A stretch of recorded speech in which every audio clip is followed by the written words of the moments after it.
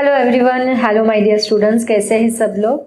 मैं हूं मीनाक्षी फ्रॉम पवन वाग एकेडमी। बच्चों, पवन वाग एकेडमी में आप सभी का स्वागत है। बच्चों, क्लास 11 का चैप्टर 1 ऑलरेडी हम लोग कंप्लीट कर चुके हैं। उसकी पूरी प्लेलिस्ट चैनल पे अवेलेबल है। तो चैप्टर 1 डिटेल में मैंने लिया है। उसके जेई एडवांस के, नीट के, सीईटी के सभी रिलेटेड क्वेश्चंस भी मैंने कंप्लीट करवाए हैं। और आज हम लोग एक नई जर्नी स्टार्ट करने जा रहे हैं चैप्टर 2 की, दैट इज मैथमेटिकल मेथड्स। तो बच्चों, हमारा क्लास 11 का चैप्टर 1 एंड 2 जो है that is very very important for through out the 11th and 12th दोनों के लिए, 11th के लिए, 12th के लिए, दोनों के लिए हमारा चैप्टर नंबर 2 बहुत ही ज़्यादा इम्पॉर्टेंट है। क्योंकि इसमें मैं जो आपको बेसिक कंसेप्ट्स पढ़ाने वाली हूँ वो हमें throughout the syllabus utilize करनी है। जैसे कि रिजोल्यूशन ऑफ वेक्टर कैसे करना है, वेक्टर को स्प्लिट कैसे करना है, ये सभी चीज़ें मैं यहाँ पे पढ़ाने वाली हूँ। So that is very very important for the 11th also and 12th also. Okay, तो बच्चों, without wasting time I think we should start the today's lecture directly. All are ready for that? Okay, तो चलो बच्चों start करते हैं आज का lecture, जो कि हमारा पहला लेक्चर रहेगा, जिसमें हम लोग देखेंगे इंट्रोडक्शन, टॉपिक 2.1 एंड टॉपिक 2.2 में आज कवर करने की कोशिश करने वाली हूँ। तो स्टार्ट करें बच्चों आज का lecture without wasting time.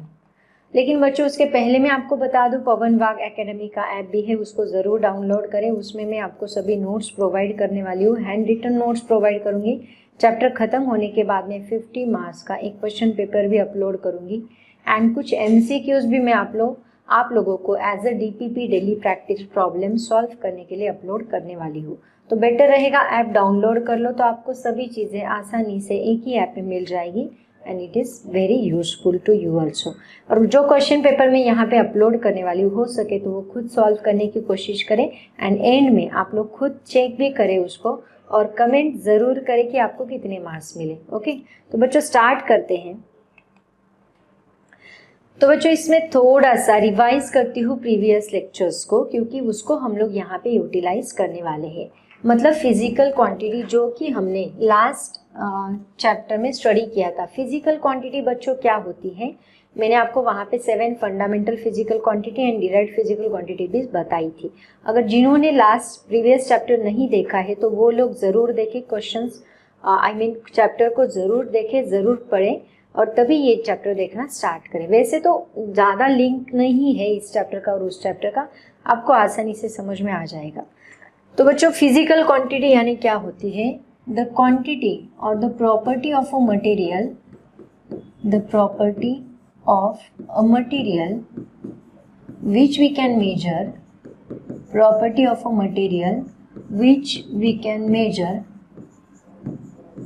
which we can measure, called as physical quantity। इसी को हम लोग कहते हैं फिजिकल क्वांटिटी, जो कि हम लोग मेजर करते हैं, है ना। तो फिजिकल क्वांटिटी 2 टाइप्स की होती है बच्चों, एक होती है फंडामेंटल एंड दूसरी होती है डिराइव्ड। ज़्यादा डिटेल में नहीं जाऊंगी, इसके बारे में डिटेल में पढ़ना है तो प्रीवियस चैप्टर के वीडियो ज़रूर देखें।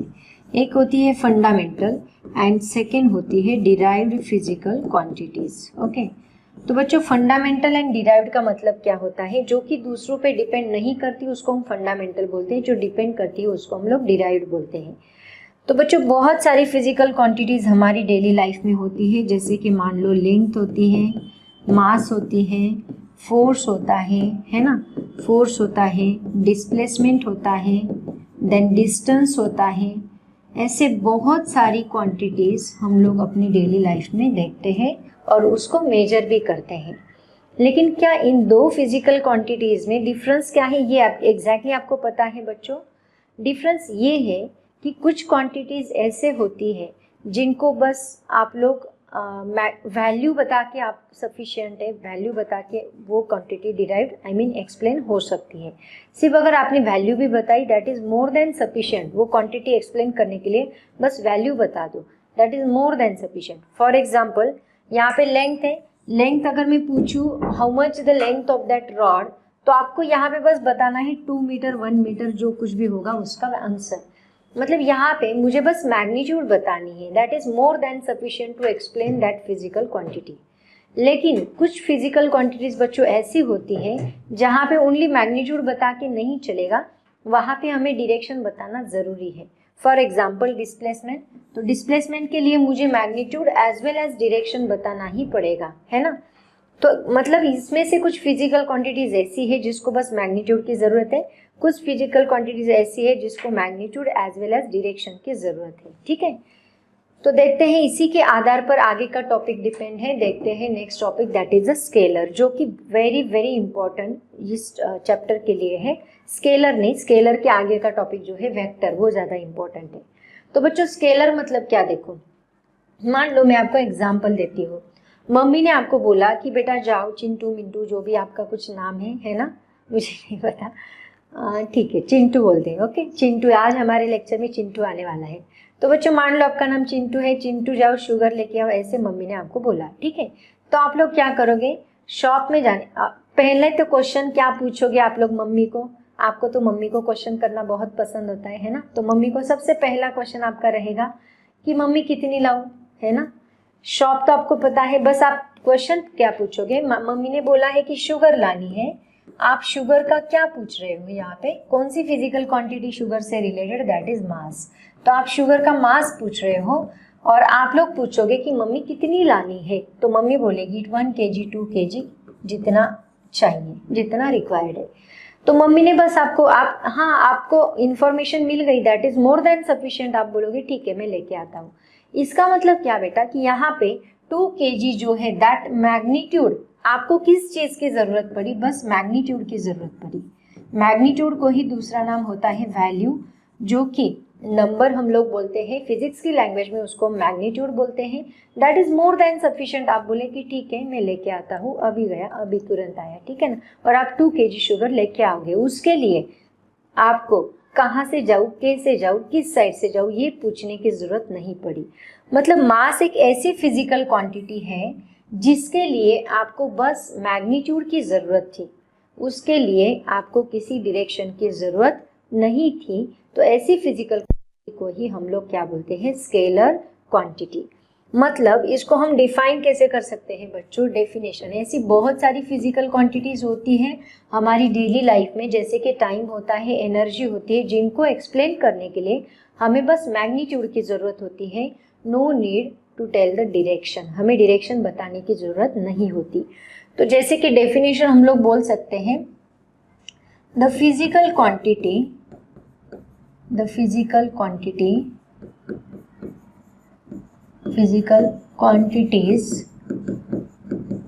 which can be explained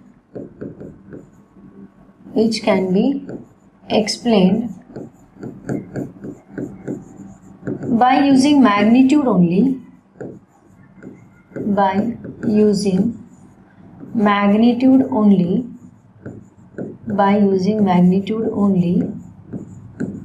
called as scalar,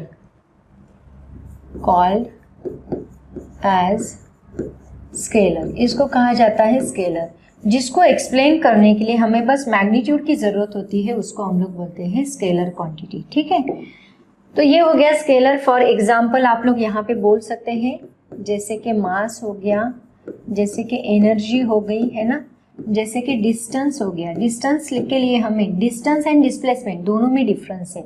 जैसे कि डिस्टेंस हो गया, इसके लिए हमें कोई भी दूसरी फिजिकल क्वांटिटी की ज़रूरत नहीं, मैग्नीट्यूड डायरेक्शन की ज़रूरत नहीं थी, बस magnitude that is more than sufficient, उसको हम लोग बोलते हैं स्केलर क्वांटिटी।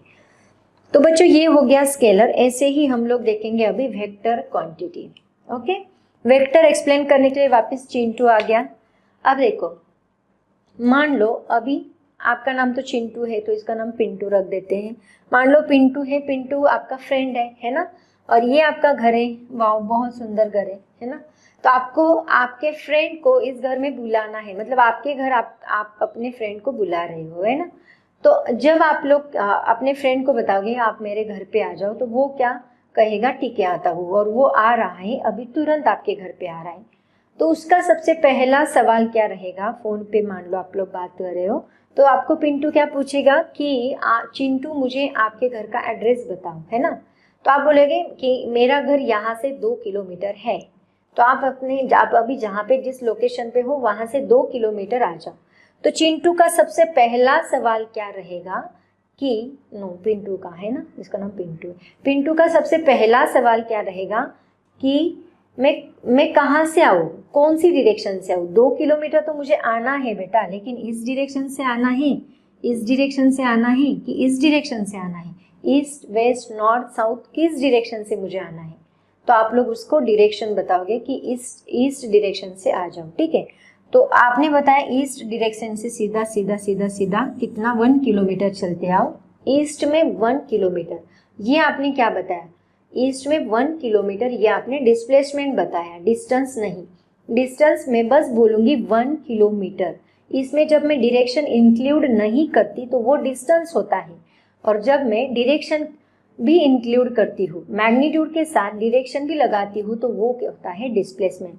तो आप लोग बोलोगे अब क्या करो, 1 किलोमीटर आओ और उसके बाद नॉर्थ में 1 किलोमीटर आओ। नॉर्थ में 1 किलोमीटर आओगे तो सीधा सीधा मेरा घर आ जाएगा। तो यहाँ से 1 किलोमीटर एंड यहाँ से 1 किलोमीटर। आपने क्या किया, उसको है ना डायरेक्शन भी बताई और उसको magnitude as well as direction दोनों भी बातें आपने उसको एक्सप्लेन की। तो ये आपने क्या एक्सप्लेन किया बच्चों, ये डिस्टेंस नहीं था। डिस्टेंस में हम लोग बस 2 किलोमीटर बताएंगे, हम लोग बस पाथ बताएंगे, है ना, मतलब हम लोग बस एक्चुअल पाथ बताएंगे जहाँ पे हम लोग डायरेक्शन एक्सप्लेन नहीं करेंगे। तो जहाँ पे हम लोग magnitude as well as direction बताते हैं उसको हम लोग क्या बोलते हैं, वेक्टर क्वांटिटी। मतलब यहाँ पे वेक्टर क्वांटिटी हम लोग किसको कहेंगे, vector means it is a physical quantity which can be explained by using magnitude as well as direction. और जिसको डिस्क्राइब करने के लिए हमें 2 चीज़ों की ज़रूरत होती है, magnitude as well as direction. ऐसी फिजिकल क्वांटिटी को हम लोग क्या बोलते हैं, वेक्टर्स क्वांटिटी बोलेंगे, ठीक है। तो इसको डिफाइन कैसे करोगे बच्चों, डेफिनेशन हम लोग कैसे लिखेंगे, हम लोग लिखेंगे द फिजिकल क्वांटिटी। ये डेफिनेशन है ना, खुद भी अगर आप नोट डाउन करोगे ना, तो मैं printed notes hand written notes तो प्रोवाइड करूंगी आपको, लेकिन बेटर होगा कि यहाँ से ही जो मैं यहाँ पे बताती हूँ ना वही सभी आपको नोट्स में मिलेगा। तो बेटर रहेगा यहाँ से ही आप लोग कॉपी कर सकते हैं, स्क्रीनशॉट निकाल के अपनी नोटबुक में लिख सकते हैं। क्योंकि बच्चों जब हम खुद नोट्स बनाते हैं तो वो बहुत ज़्यादा यूज़फुल होती है और अंडरस्टैंडिंग के लिए बहुत अच्छी होती है। तो बेटर रहेगा अपनी लैंग्वेज की पहले समझ लो एंड खुद की नोट्स बनाना स्टार्ट कर दो, है ना। A physical quantity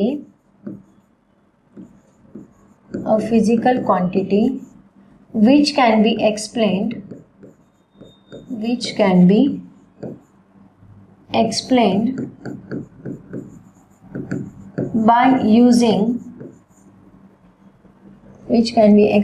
by using magnitude as well as direction called as vectors। इसको हम लोग कहेंगे वेक्टर्स। जिसको एक्सप्लेन करने के लिए हमें magnitude as well as direction की जरूरत होती है उसको हम लोग बोलते हैं वेक्टर क्वांटिटी। तो बच्चों वेक्टर क्वांटिटीज कौन सी होती है, एग्जाम्पल्स में बताती हूँ आपको। सबसे पहले तो फोर्स मुझे बहुत पसंद है, वेक्टर एक्सप्लेन करने के मैं हमेशा फोर्स का ही यूज़ करती हूँ। फोर्स देखो, जब हम इस डायरेक्शन से फोर्स लगाना है, मैं आपको बोलूँगी चलो इस टेबल को हटा दो, टेबल पे फोर्स लगाओ, तो आप सबसे पहले मुझे क्वेश्चन पूछोगे कि कौन सी डायरेक्शन में हटाए मैम, इस डायरेक्शन में, कौन सी डायरेक्शन में। तो मैं बोलूँगी बेटा इस डायरेक्शन से फोर्स लगाओ और इसको मूव करो। तो इसका मतलब क्या कि फोर्स को डायरेक्शन ज़रूरी है ना। यहाँ पे ये ब्लॉक आपको हटाना है, तो ये ब्लॉक हटाने के लिए इस डायरेक्शन से लगाए या इस डायरेक्शन से लगाए, कौन सी डायरेक्शन से फोर्स लगाए वो बहुत ज़्यादा नेसेसरी है। इसका मतलब फोर्स ये एक हो गई वेक्टर क्वांटिटी। उसके बाद दूसरा आता है डिस्प्लेसमेंट। अभी हमने पिंटू को एक्सप्लेन किया डिस्प्लेसमेंट, है ना। तो डिस्प्लेसमेंट भी आपका वेक्टर क्वांटिटी हो जाएगा। उसके बाद और कौन सा होता है, वेलोसिटी होती है, वेलोसिटी वेक्टर क्वांटिटी है। देन एक्सेलरेशन है, ऐसी बहुत सारी फिजिकल क्वांटिटीज़ हैं जो कि वेक्टर क्वांटिटीज़ हैं, एट्सेट्रा। इसको मैं एट्सेट्रा लगा देती हूँ, ठीक है। तो बहुत सारी क्वांटिटीज़ जहाँ पे हमें डायरेक्शन की ज़रूरत है वो सभी क्या रहेगी, वेक्टर क्वांटिटीज़ रहेगी बच्चों, ठीक है। आगे चलते हैं। उसके बाद देखो बच्चों, अभी 2.2 ये सब हमारा 2.1 टॉपिक था जिसमें बस इंट्रोडक्शन का पार्ट हमें एक्सप्लेन करना था। अभी हम लोग देखेंगे 2.2। तो बच्चों 2.2 में can you recall, page number 16 पे ये क्वेश्चन दिया है। देखो आपके बुक में है ना, टेक्स्ट बुक में ऐसे कैन यू रिकॉल के क्वेश्चंस दिए हैं। मतलब कोई भी टॉपिक स्टार्ट करने से पहले है ना हमें रिकॉल करना है प्रीवियस टॉपिक्स को। तो ये सबसे पहला क्वेश्चन उन्होंने दिया है क्या, what is the difference between a scalar and a vector. कौन बताएगा, चलो सोच के मुझे बताओ दोनों के अंदर डिफरेंस क्या होता है, कौन बताएगा मुझे। देखो बच्चों मैं बताती हूँ आपको। सबसे पहले हम लोग यहाँ पे लिखेंगे स्केलर्स एंड यहाँ पे हम लोग लिखेंगे वेक्टर्स। तो देखो स्केलर्स एंड वेक्टर्स। सबसे पहले स्केलर मतलब क्या, quantity, a physical quantity. Definition ही पहला डिफरेंस आएगा, फिजिकल क्वांटिटी विच रिक्वायर्ड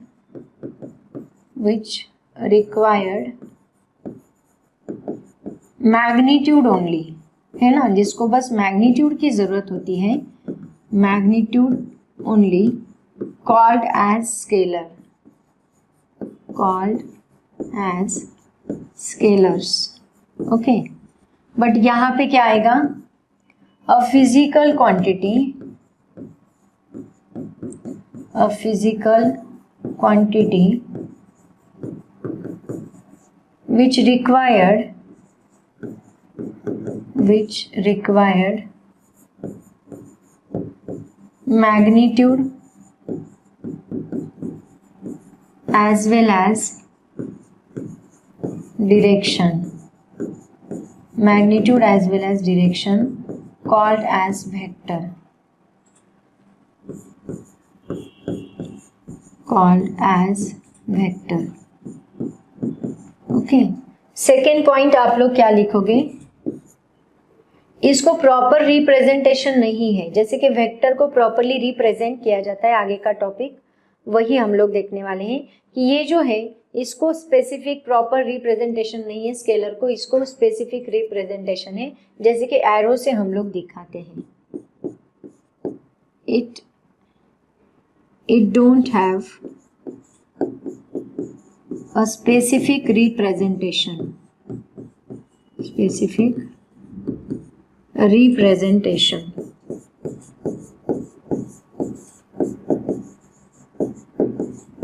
लेकिन इसको it having a specific representation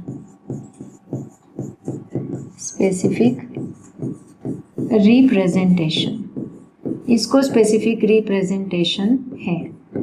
okay, उसके बाद थर्ड पॉइंट आता है इसका कि डिवीजन ऑफ स्केलर पॉसिबल है बच्चों, है ना, एडिशन पॉसिबल है, मल्टीप्लिकेशन पॉसिबल है, सब्ट्रैक्शन भी पॉसिबल है स्केलर में, और डिवीजन भी पॉसिबल है स्केलर में। जैसे कि हम लोग बोलेंगे कि 10 kg शुगर का इतना 10 kg शुगर के लिए इतने रुपीस लगे, तो 1 kg शुगर के लिए कितने, ऐसे आप लोग डिवाइड कर सकते हैं ना। मतलब division of scalar is possible, division of scalar is possible, ये possible है, division of scalar is possible, but division of vector possible नहीं है, ये इसका डिफरेंस है। division of vectors are not possible, है ना, ये पॉसिबल नहीं है। ओके, फॉर एग्जाम्पल बता सकते हैं हम लोग, एग्जाम्पल है मास, एनर्जी एटसेट्रा। अब सब एग्जाम्पल्स नहीं देते, आप लोग लिख लो। ओके, इसका एग्जाम्पल आएगा velocity, displacement etcetera, displacement etcetera. Okay, तो बच्चों ये है हमारा difference between scalar and vectors. इसका जल्दी से स्क्रीनशॉट निकालो, अपनी नोटबुक में इसको कॉपी ज़रूर करो, है ना। खुद की नोट्स बनाओ, textbook and notebook and pen लेके बैठो, हो सके तो खुद की नोट्स स्क्रीनशॉट निकाल के बनाते चलो। आगे चलते हैं बच्चों। नेक्स्ट देखो, सेकेंड पॉइंट है रिप्रेजेंटेशन ऑफ वेक्टर। तो बच्चों रिप्रेजेंटेशन दो टाइप का होता है, एक होता है ग्राफिकल रिप्रेजेंटेशन और दूसरा होता है सिंबॉलिकल रिप्रेजेंटेशन। तो ग्राफिकल रिप्रेजेंटेशन देखो कैसे होता है। फर्स्ट मैं आपको बहुत बेसिक से पढ़ाऊंगी बच्चों, सभी चीज़ें बताने वाली हूँ, जो अपनी टेक्स्ट बुक में है वो भी और जो एंट्रेंस के लिए रिक्वायर्ड है वो भी, सभी चीज़ें मैं आपको बताने वाली हूँ, ताकि उसका यूज़ करके आप आसानी से जेईई नीट के सीईटी के सभी सवाल भी सॉल्व कर सकते हैं। उसके बाद में क्वेश्चंस भी लेने वाली हूँ, ठीक है। तो हो सके बेसिक से पढ़ो, आपको ये बहुत इजी लग रहा है तो फास्ट 2 के स्पीड से देखो। ग्राफिकल रिप्रेजेंटेशन, ग्राफिकल रिप्रेजेंटेशन देखो बच्चों कैसे होता है। मान लो कोई वेक्टर आपको दिया है, मतलब आपको बोला गया कि कोई पर्सन है वो ए पॉइंट से बी पॉइंट तक जा रहा है, ठीक है। ए पॉइंट से बी पॉइंट तक जा रहा है, ऐसे आपको बोला गया, ये बी पॉइंट है। तो आपको इसको ग्राफिकली रिप्रेजेंट करना है। तो यहाँ वेक्टर कौन सा बन रहा है, ए बी। तो हम लोग इसको कैसे रिप्रेजेंट करेंगे, this is vector A to B, ऐसे हम लोग इसको रिप्रेजेंट कर सकते हैं ग्राफिकली। बस आप एक लाइन दिखा दो और कहाँ से कहाँ, ये स्टार्ट कहाँ से हुआ, इस पॉइंट से, और जा कहाँ रहा है, बी की तरफ। तो बी की तरफ एरो आना चाहिए और जहाँ से स्टार्ट हुआ वहाँ डॉट या नहीं कुछ लिया तो भी चलेगा, ठीक है। बस एक साइड से एरो आना चाहिए, इसको कहा जाता है ग्राफिकल रिप्रेजेंटेशन। और एक बात मैं आपको बता दूं बच्चों, ये जो स्टार्टिंग पॉइंट है ना, इसको हम लोग बोलते हैं टेल। आगे जाके मैं इसको टेल बोलने वाली हूँ, जो आपके टेक्स्ट बुक में नहीं है, लेकिन हम लोग है ना आगे एडिशन सब्ट्रैक्शन के लिए उसको यूज करने वाले हैं, इसलिए मैं बता देती हूँ। जहाँ स्टार्टिंग पॉइंट होता है उसको टेल कहा जाता है, और जहाँ पे वो आगे जा रहा है उसको हम लोग हेड बोलते हैं, ठीक है। तो वेक्टर को हम लोग ग्राफिकली ऐसे रिप्रेजेंट करते हैं, टेल स्टार्टिंग पॉइंट, हेड उसका स्टार्टिंग एंड पॉइंट नहीं बोलेंगे, जहाँ एरो जा रहा है वहाँ पे, ओके। तो सेकेंड जो है वो होता है सिंबॉलिकल रिप्रेजेंटेशन, ये पहला हो गया। Next is symbolical representation. तो सिंबॉलिकल रिप्रेजेंटेशन देखो कैसे करेंगे हम लोग। इसमें हम लोग क्या करेंगे बच्चों, जो हमारा वेक्टर रहेगा, मान लो आपको वेक्टर दिया है ए, कोई भी वेक्टर दिया है ए, तो हम क्या करेंगे, उसके ऊपर बार लगा देंगे, ए के ऊपर बार लगा दो बस। या फिर दो वेक्टर्स, दो पॉइंट्स दिए हैं ए बी, तो आप क्या करो, सिंपली ए बी बार लगा दो, है ना। तो वहां पे ऊपर जब बार लगाएंगे तो वो सिंबॉलिकल रिप्रेजेंटेशन रहेगा। तो बच्चों इसको वेक्टर को हम लोग ऐसे डिनोट करते हैं, ये हो गया वेक्टर का रिप्रेजेंटेशन। मान लो आपको दूसरा कोई मैग्नीट्यूड दिखाना है, इसका मैग्नीट्यूड आप कैसे दिखाओगे, आपको बस मैग्नीट्यूड शो करना है। तो विदाउट बार जो रहेगा, सिर्फ ए से दिखाओ मैग्नीट्यूड, या फिर हम इसको है ना ऐसे भी लिख सकते हैं, मैग्नीट्यूड ऑफ ए बार, दोनों साइड से मॉड लगा दो, मैग्नीट्यूड ऑफ ए बार, या फिर बस इसको मॉड ए ऐसे भी बोला जाता है, ऐसे भी लिखा तो भी चला, बट ज़्यादातर ऐसे नहीं रहेगा। बस सिंपली क्या करो, मैग्नीट्यूड ऑफ ए बार, दोनों साइड से मॉड लगा के बार लगा दो और यहाँ पे बस ए लिखा तो भी चलेगा। तो ये रिप्रेजेंटेशन है, इसमें ज़्यादा कुछ नहीं, बस ये याद रखो टेल एंड हेड हम लोग किसको कहेंगे, एरो की तरफ हेड रहेगा और जहाँ स्टार्टिंग है वहाँ पे टेल रहेगा, ठीक है। This is representation of vector. उसके बाद देखो बच्चों, यहाँ पे एक क्वेश्चन आपको पूछा गया है, एनसीईआरटी का सवाल है, ये एनसीईआरटी के बुक में पूछा गया सवाल है। उन्होंने क्या पूछा है, अ vector has magnitude and direction, vector को मैग्नीट्यूड एंड डायरेक्शन है, okay. Does it mean that anything that has magnitude and direction necessarily a vector, इसका मतलब किसी को भी मैग्नीट्यूड एंड डायरेक्शन रहेगा तो हम उसको वेक्टर ही बोलेंगे क्या। तो मेरा आंसर है नो, नहीं। कैसे, देखो क्या करना है, no, a vector has magnitude and direction is a vector, but does it not mean कि that anything that has magnitude and direction is necessarily a vector, वो वेक्टर है ऐसे हम लोग बोल नहीं सकते। क्यों, क्योंकि जैसे कि मान लो एक एग्जांपल हम लोग लेते हैं, करंट। करंट को भी क्या होता है, magnitude as well as direction होता है। तो लेकिन करंट ये वेक्टर क्वांटिटी नहीं है बच्चों, करंट एक स्केलर क्वांटिटी है, उसको मैग्नीट्यूड एंड डायरेक्शन है, फिर भी आप लोग पूछोगे मैम क्यों ये फिर ये वेक्टर क्वांटिटी, तो इसका आंसर क्या है कि ये वेक्टर क्वांटिटी इसलिए नहीं है क्योंकि वो वेक्टर के जो एडिशन सब्ट्रैक्शन के रूल्स है वो फॉलो नहीं करता। एडिशन मल्टीप्लिकेशन मतलब जो रूल्स हम लोग addition vector multiplication of vector के लिए यूज़ करते हैं वो यहाँ पे करंट यूज़ नहीं करता, फॉलो नहीं करता, इसलिए वो वेक्टर क्वांटिटी नहीं है। इसका मतलब कोई भी क्वांटिटी जब वेक्टर होती है that quantity should be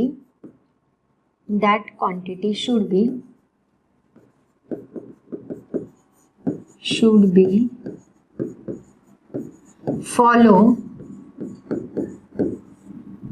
the rules of vector algebra. Vector algebra के सभी रूल्स उसने फॉलो करने चाहिए।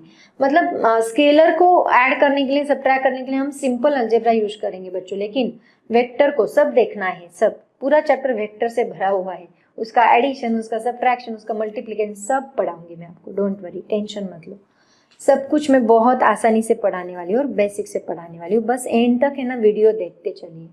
तो वेक्टर अलजेब्रा जो रहेगा वो सभी रूल्स फॉलो भी करने चाहिए उस क्वांटिटी ने, तभी हम लोग बोलेंगे कि ये कौन सी क्वांटिटी है, वेक्टर क्वांटिटी है।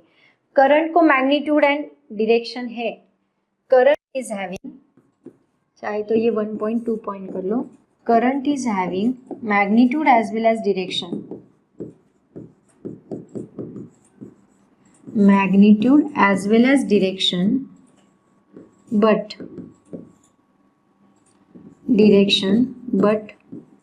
it is not following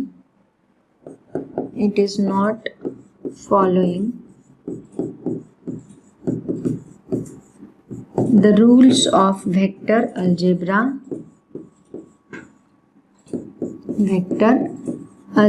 के रूल से फॉलो नहीं करता, इसलिए हम लोग ये वेक्टर क्वांटिटी कंसीडर नहीं करते।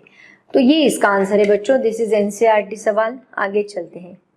उसके बाद देखो बच्चों हमारा नेक्स्ट पॉइंट है that is the types of vectors. अभी मैं आपको अलग अलग टाइप्स के वेक्टर्स बताने वाली हूँ।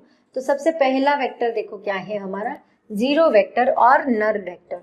जीरो वेक्टर या नल वेक्टर को हम लोग 0 बार से डिनोट करेंगे, ठीक है, इसका नोटेशन ऐसे होता है। इसके लिए मैं आपको एक बेस्ट एग्जाम्पल देती हूँ। देखो यहाँ पे मान लो दो पर्सन है ना रस्सी खींच रहे है ना, रस्सी खींचते वक्त मान लो इसने भी 10 न्यूटन का फोर्स लगाया है इस डायरेक्शन में, कलर चेंज करती हूँ, इसने 10 न्यूटन का फोर्स लगाया, लेकिन किस डायरेक्शन में लगा रहा है वो, इस डायरेक्शन में लगा रहा है।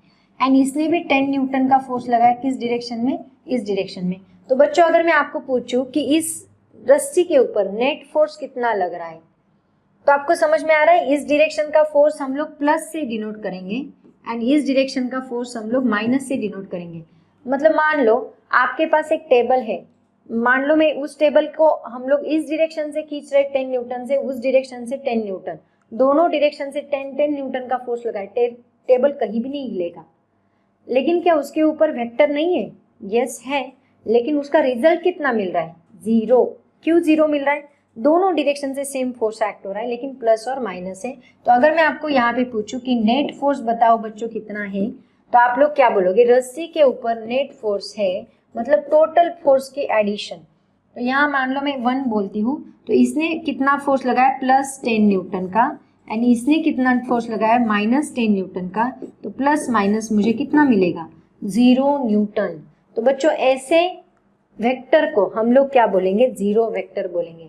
या फिर और एक एग्जाम्पल लेते हैं, मान लो एक व्हीकल है, वापस मुझे व्हीकल यहाँ पे ड्रॉ करना पड़ेगा, है ना। ये व्हीकल है, मान लो मेरा ड्राइंग बहुत सुंदर है ना, ये व्हीकल है।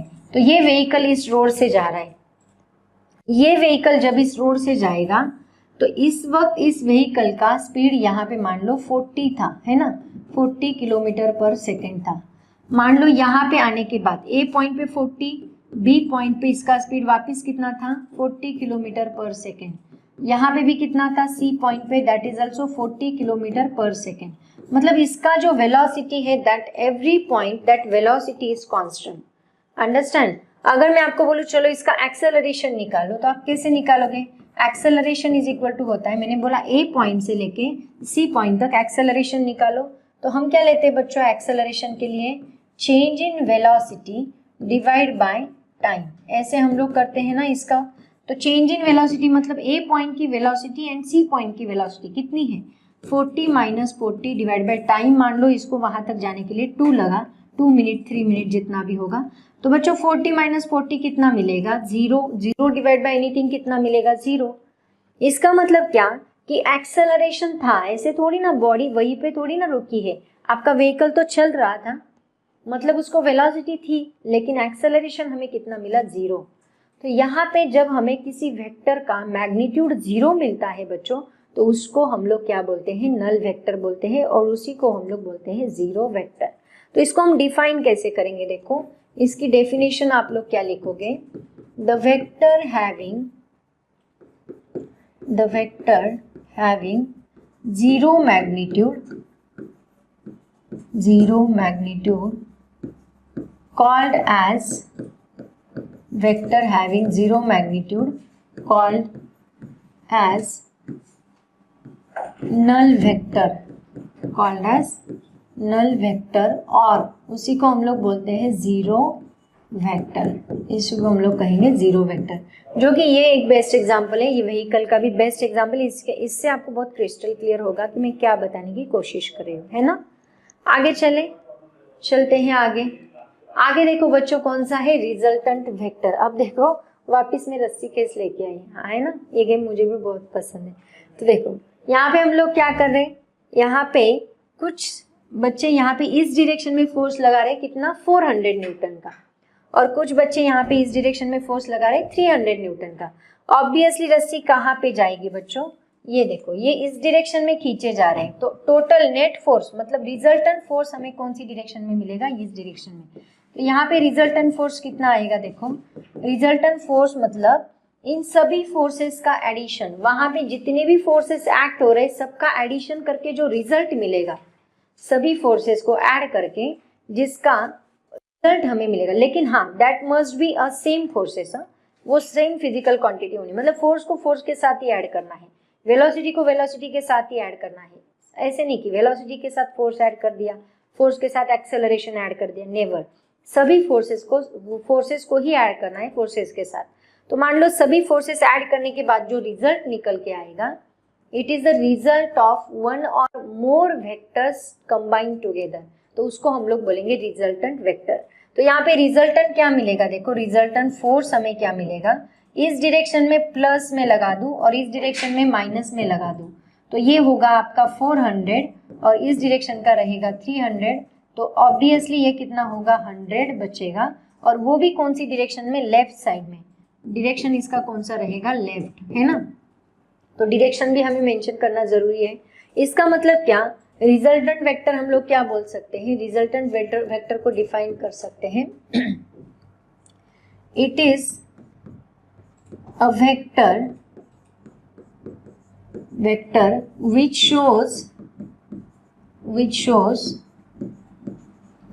the effect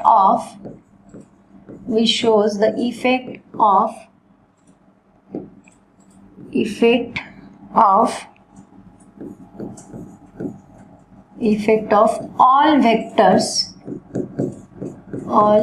vectors combined together,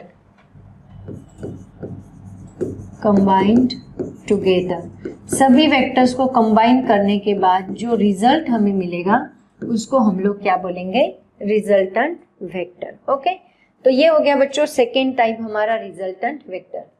उसके बाद देखते हैं next type, that is negative vector. Negative vector मतलब क्या, देखो मान लो एक व्हीकल जो है वो इस डायरेक्शन से जा रहा है, ठीक है, मान लो ये एक व्हीकल है वो इस डायरेक्शन से जा रहा है, और इस व्हीकल का स्पीड मान लो सेम है, कितना, इसका स्पीड है 40 किलोमीटर पर आवर्स, ओके, किलोमीटर पर आवर्स, और दूसरा व्हीकल इस डायरेक्शन से जा रहा है ना, यहाँ पे और एक व्हीकल है वो इस डायरेक्शन से जा रहा है, मान लो इसका स्पीड कितना है, दैट इज बच्चों ये गाड़ी है मान लो, ओके, ये कितना है 40 किलोमीटर पर आवर्स। तो दोनों का स्पीड सेम है, स्पीड मत बोलो वेलोसिटी बोलो, दोनों की वेलोसिटी सेम है, लेकिन एक वेक्टर मान लो ये ए बार में बोलूँ इस डायरेक्शन में है, दूसरा वेक्टर बी बार इस डायरेक्शन में है। दो वेक्टर्स जिनका मैग्नीट्यूड तो सेम है लेकिन डायरेक्शन अपोजिट है, ऐसे वेक्टर्स को हम लोग क्या बोलेंगे? Negative vectors. ओके, तो हम लोग यहाँ पे डेफिनेशन क्या लिखेंगे? Vectors having same magnitude, vectors having same magnitude but opposite, same magnitude but opposite in direction,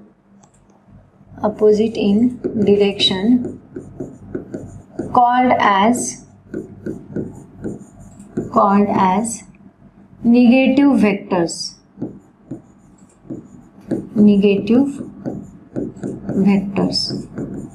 Vectors having same magnitude but opposite in direction called as negative vectors. Okay, तो ये है नेगेटिव वेक्टर्स। उसके बाद देखते हैं equal vectors. अब मान लो दोनों व्हीकल सेम स्पीड से, सेम वेलोसिटी से एक ही डायरेक्शन में जा रहे हैं, ए बार एंड बी बार, तो दोनों का मैग्नीट्यूड भी सेम है एज वेल एज डायरेक्शन भी सेम है, तो उसको हम लोग बोलेंगे equal vectors. Definition,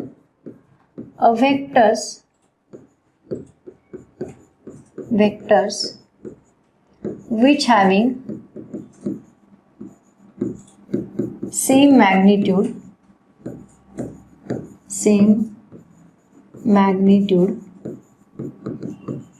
as well as direction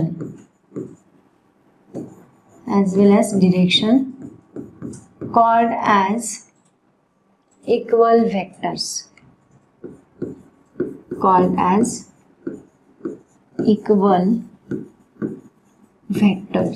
okay. ये है डेफिनेशन ऑफ इक्वल वेक्टर्स। ठीक है, आगे चलते हैं बच्चों। नेक्स्ट है position vector. Very important, position vector समझ लो ठीक से। पहले मान लो बच्चों मैं यहाँ पे खड़ी हूँ और आप मेरे सामने खड़े हो, ठीक है। तो मैं यहाँ से, मैं एक ओरिजिन हूँ, मैंने क्या किया, यहाँ से मैंने वाई एक्सिस ड्रॉ किया, यहाँ से मैंने एक्स एक्सिस ड्रॉ किया, मैं ओरिजिन हूँ, ठीक है। और आप लोग मेरे सामने खड़े हो, तो मैंने क्या किया, बस यहाँ से मैंने हाथ करके आप जहाँ पे खड़े हो उस पोजीशन पे मैंने दिखाया, ठीक है। तो यहाँ से मैं दिखा रही हूँ, आप वहाँ पे खड़े हो।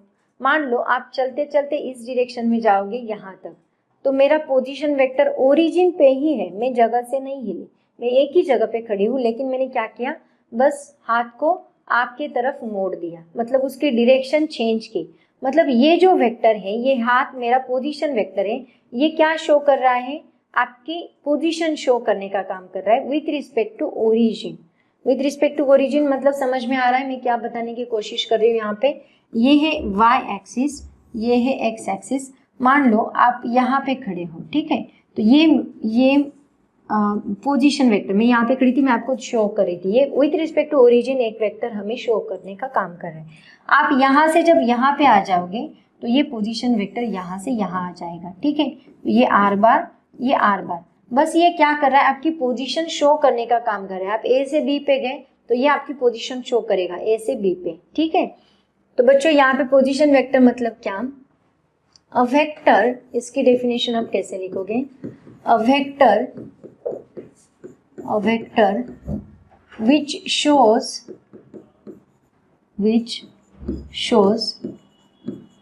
the position of an object,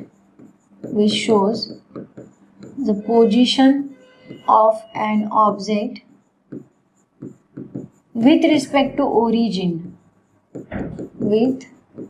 origin के रिस्पेक्ट में आपकी पोजीशन शो करेगा, with respect to origin, called as position vector,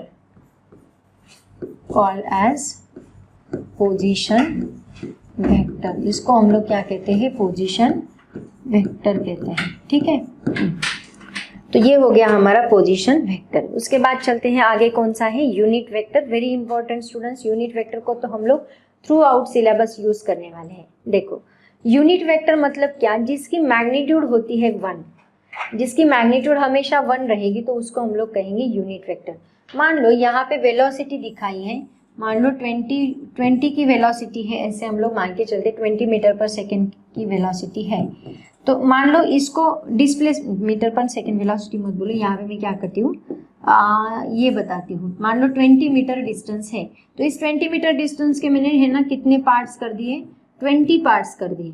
तो एक पार्ट कितने का बनेगा, ऐसे कितने पार्ट्स किए, टोटल 20 पार्ट्स किए, तो एक पार्ट कितने का बनेगा बच्चों, 1 मीटर का।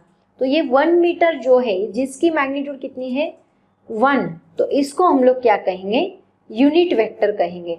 तो बच्चों ज्यादातर यूनिट वेक्टर पता है आपको किसके लिए यूज करते हैं, डायरेक्शन शो करने के लिए। डायरेक्शन शो करने के लिए कैसे यूज करते हैं वो भी मैं आपको बताती हूँ। लेकिन यूनिट वेक्टर मतलब क्या, जिसकी मैग्नीट्यूड 1 होती है उसको हम लोग बोलते हैं यूनिट वेक्टर। इसको डिफाइन कैसे करेंगे, देखो unit vector a vector which having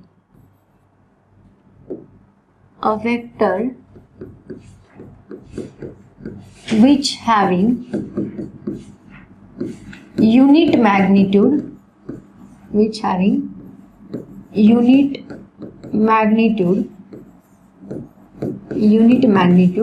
unit मतलब कितना 1, magnitude called as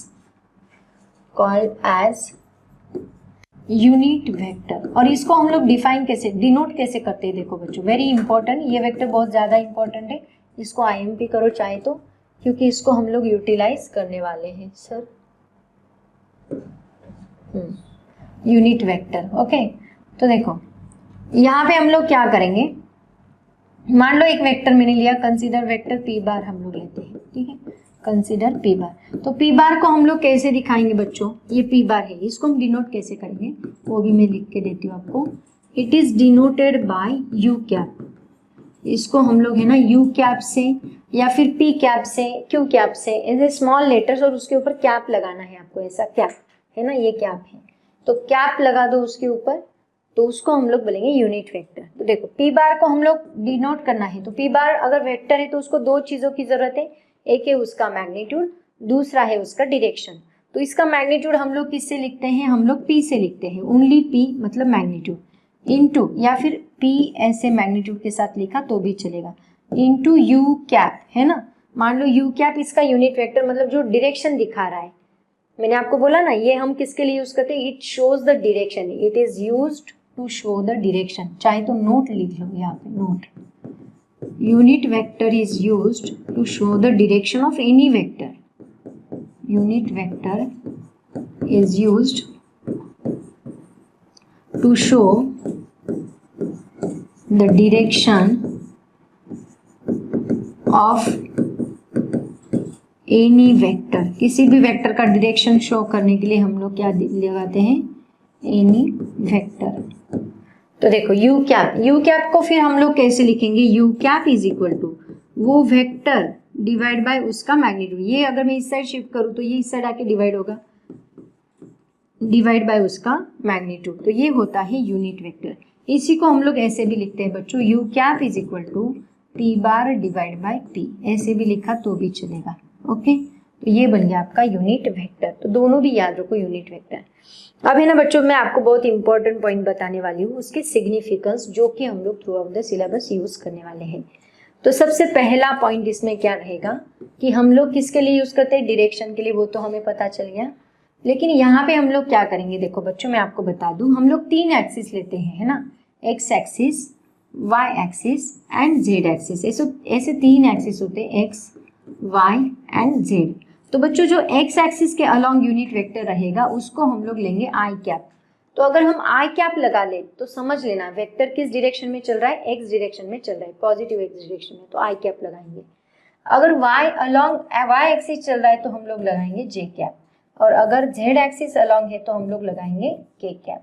इसका मतलब हम लोग यहाँ पे लिखते हैं I cap is a unit vector, ये उसके सिग्निफिकेंस है, unit vector along X axis, along X axis. I cap एक यूनिट वेक्टर है अलोंग एक्स एक्सिस। तो हम लोग कैसे लिखेंगे, X bar is equal to क्या होगा यहाँ पे, आई कैप इंटू एक्स, उसका मैग्नीट्यूड एंड उसका डायरेक्शन। तो I cap is equal to हमें क्या मिलेगा बच्चों, X bar divide by X, तो ये हमें मिला आई कैप। सिमिलरली सेकेंड वेक्टर कौन सा है हमारा, जे कैप। तो जे कैप कौन सा किसका यूनिट वेक्टर है, is a unit vector along, बच्चों ये इसके बाद है ना जो भी हम लोग वेक्टर लिखेंगे इसी के फॉर्म में, unit vector along Y axis, J cap unit vector along Y axis. तो मैं इसको कैसे लिखूंगी, देखो Y bar is equal to J cap into Y. तो J cap is equal to मुझे क्या मिलेगा, Y bar divide by Y. ये समझ में आ रहा है बच्चों, डायरेक्शन एंड मैग्नीट्यूड, जहां यूनिट वेक्टर वहां डायरेक्शन, डायरेक्शन एंड मैग्नीट्यूड, तो टोटल वेक्टर बन गया वाई, तो Y bar divide by Y. ये हमें क्या मिला, unit vector along Y axis. Similarly हम लोग लिखेंगे unit vector along Z axis, जो कि क्या लिया है हमने, के कैप। हमेशा हम लोग यही लेने वाले हैं। तो थर्ड आएगा हमारा के cap is the unit vector, is a unit vector along Z axis, Z axis के अलोंग यूनिट वेक्टर आएगा। ओके, तो इसको हम लोग कैसे लिखेंगे, मान लो मैंने लिया Z bar, Z bar is equal to क्या आएगा, के कैप इंटू जेड। तो के कैप इज इक्वल टू मुझे क्या मिलेगा बच्चों, जेड बार डिवाइड बाय जेड। तो ये मुझे मिला unit vector along Z axis. I cap, J cap and के कैप, ऐसे 3 यूनिट वेक्टर आप लोग याद रखोगे। तो देखो अभी इसको हम लोग किसी वेक्टर को कैसे लिखेंगे मैं आपको बताती हूँ। मान लो आपको एक वेक्टर दिया है, दिस इज ये X axis, Y axis and Z axis. मान लो यहाँ पे एक वेक्टर है, यहाँ पे, ठीक है। ये वेक्टर का आपको उन्होंने पॉइंट दिया है मान लो ए, और इसको आपके कोऑर्डिनेट्स दिए हैं 2, 3 एंड 4, ऐसे कोऑर्डिनेट्स दिए हैं। तो इसको आप कैसे लिखोगे, देखो मैं बताती हूँ। इसको आप ऐसे लिखोगे, ए बार इज इक्वल टू, ये 2 कितना चल रहा है एक्स, ये कौन सा होता है एक्स, ये वाई होता है, ये जेड होता है। तो हम कैसे लिखेंगे बच्चों, x I cap plus Y J cap plus Z K cap, ऐसे कोई भी वेक्टर लिखते हैं हम लोग। कोई भी वेक्टर एक्स में इतना चला, वाई में इतना चला, जेड में इतना चला, ऐसे हम लोग लिखते हैं। तो इसको X I cap Y J cap plus Z K cap, मतलब क्या, A bar is equal to 2 I cap, हमेशा एक्स के साथ आई कैप लगेगा, 3 J cap and Z K cap. समझ में आ रहा है मैं क्या बता रही हूँ। वो कोई भी वेक्टर है, 3 डायमेंशनल है, कोई भी वेक्टर है, तो एक्स में इतना जा रहा है, वाई में इतना जा रहा है और जेड के साथ इतना जा रहा है, ठीक है। तो ये 3 एक्सिस के साथ तो इतना चल रहा है, इसी को हम लोग क्या बोलते हैं, कोई भी वेक्टर का रिप्रेजेंटेशन, ऐसे हम लोग लिखेंगे। तो ये सिग्निफिकेंस बहुत ज़्यादा इंपॉर्टेंट है यूनिट वेक्टर का, क्योंकि इसको हम लोग थ्रू आउट द सिलेबस हम कोई भी वेक्टर इस फॉर्म में लिखेंगे, ठीक है। ये तो चाहे आप भूल जाए मतलब आई कैप, जे कैप, के कैप याद रखना ही है, लेकिन इसका मीनिंग क्या है ये आपको समझ में आना चाहिए। जहाँ बस 2 आई कैप 3 जे कैप है, इसका मतलब 2 डायमेंशनल है, 2 डायमेंशनल में वो बस X axis along and Y axis along चला, जेड एक्सिस नहीं चला, ठीक है। सिर्फ आई कैप है, इसका मतलब वो लीनियरली चल रहा है, एक ही डायरेक्शन में चल रहा है, ओनली एक्स एक्सिस के अलोंग। जैसे कि हमारा व्हीकल चलता है ओनली एक्स एक्सिस के अलोंग, तो वहाँ पे जे एंड के नहीं आएंगे, ठीक है। लेकिन मान लो कोई हनी बी है, हनी बी ऐसे चलता है, तो वो कैसे चलेगा, along X axis along Y axis, मतलब वो ऐसे भी चल रहा है, ऐसे चल रहा है, along X axis along Y axis, ठीक है। तो ये along X axis Y axis है, तो सिर्फ I cap and J cap रहेगा। या फिर कोई क्यूब है, क्यूब में कोई बॉल चल रही है ना, बॉल ऐसे उछल रही है along X axis Y axis Z axis, तो उस केस में हम लोग क्या लेंगे, तीनों लेने पड़ेंगे, आई कैप, जे कैप एंड के कैप। Understand students. तो ये रहेगा हमारा सिग्निफिकेंस ऑफ यूनिट वेक्टर। तो बच्चों आज का ये हमारा इंट्रोडक्शन पार्ट था, इसमें मैंने आपको सभी टॉपिक्स बताए हैं, होप सो आपको समझ में आया होगा। एक बार रिवाइज कर ले। देखो सबसे पहले हमने देखा कि फिजिकल क्वांटिटीज क्या होती है, the property of material which we can measure, जिसमें फंडामेंटल, डिराइव्ड और बहुत सारी फिजिकल क्वांटिटीज हम लोग अपनी डेली लाइफ में देखते हैं। तो उसमें से कुछ होती है स्केलर्स, कुछ होती है वेक्टर्स। तो स्केलर्स मतलब क्या, जिनको बस मैग्नीट्यूड की ज़रूरत है, जिनको वेलोसिटी, जिसको डायरेक्शन की ज़रूरत नहीं है, उसको हम लोग स्केलर क्वांटिटी बोलते हैं। और वेक्टर मतलब क्या, जिसको magnitude as well as direction की ज़रूरत है, उसको हम लोग वेक्टर क्वांटिटी बोलते हैं। उसके बाद हमने देखा वेक्टर एनालिसिस दोनों में डिफरेंस क्या है ये मैंने आपको बताया कि स्केलर और वेक्टर में डिफरेंस क्या होता है। देन हमने देखा वेक्टर को रिप्रेजेंट कैसे करते हैं। एक ग्राफिकल रिप्रेजेंटेशन होता है, एक सिंबॉलिकल रिप्रेजेंटेशन होता है। ए बार बी बार, इसको हम लोग ऐसे भी डिनोट कर सकते हैं, ऐसे भी, और उसकी मैग्नीट्यूड को बस हम उसी सिंबल से या फिर उसको मॉड लगा के डिनोट कर सकते हैं। उसके बाद नेक्स्ट हमने देखा ये क्वेश्चन कि हर एक क्वांटिटी अगर मैग्नीट्यूड एंड डायरेक्शन है तो वो वेक्टर नहीं रहेगी बच्चों। जैसे कि करंट को मैग्नीट्यूड, उसने उसके वेक्टर अलजेब्रा के रूल्स भी फॉलो करने चाहिए एडिशन सब्ट्रैक्शन के लिए, तभी हम लोग वो वेक्टर क्वांटिटी बोल सकते हैं। उसके बाद जीरो वेक्टर मतलब जिसका मैग्नीट्यूड जीरो होता है उसको हम लोग नल वेक्टर या जीरो वेक्टर बोलते हैं। उसके बाद हमने देखा रिजल्टेंट वेक्टर मतलब बहुत सारे फोर्सेस का रिजल्ट, बहुत सारे वेक्टर्स का हमें एक रिजल्ट मिलेगा, उसको हम लोग रिजल्टेंट वेक्टर बोलेंगे। देन निगेटिव वेक्टर, निगेटिव मतलब इसको हम एंटी पैरेलल वेक्टर्स भी बोल सकते हैं, निगेटिव वेक्टर्स को, जो कि इक्वल मैग्नीट्यूड है बट अपोजिट इन डायरेक्शन है तो उनको हम लोग निगेटिव वेक्टर्स बोल सकते हैं। Then equal vectors, vectors which having same magnitude as well as direction, then उसको हम लोग इक्वल वेक्टर्स बोलेंगे। एंड पोजीशन वेक्टर मतलब which shows the position of any object, then it is called as position vector. Unit vector मतलब जो कि जिसका magnitude 1 होता है उसको हम लोग यूनिट वेक्टर बोलते हैं। एंड सिग्निफिकेंस बताए मैंने उसके आई कैप, जे कैप, के कैप, जिसको हम एक्स एक्सिस के लिए यूज़ करेंगे, वाई एक्सिस के लिए, जेड एक्सिस के लिए हम लोग यूज़ करेंगे। और ये हमारा लास्ट पॉइंट था आज के लेक्चर का। तो बच्चों नेक्स्ट लेक्चर में मैं आपको इसके एडिशन सब्ट्रैक्शन के रूल्स बताऊंगी कैसे करना है। देन एडिशन में vector addition, triangle law of vector addition, parallelogram law of vector addition, बहुत सारे रूल्स है, वो सभी हम लोग स्टडी करेंगे, लेकिन उसके लिए आपको रेगुलरली लेक्चर देखना पड़ेगा। तो मैं सभी टॉपिक्स आपको पढ़ाने वाली हूँ, वो भी डिटेल में पढ़ाने वाली हूँ, एंट्रेंस लेवल तक पढ़ाने वाली हूँ, लेकिन आपको क्या करना है, आपको बस रोज़ लेक्चर अटेंड करना है एंड अपनी खुद की नोट्स बनानी है, उसको मेंटेन रखना है। तो बच्चों आज हम यहीं पे रुकते हैं, आज हमारा लेक्चर ख़त्म होता है। हो सके तो वीडियो को लाइक ज़रूर करें, चैनल को सब्सक्राइब करें। All the very best, thank you so much and bye bye.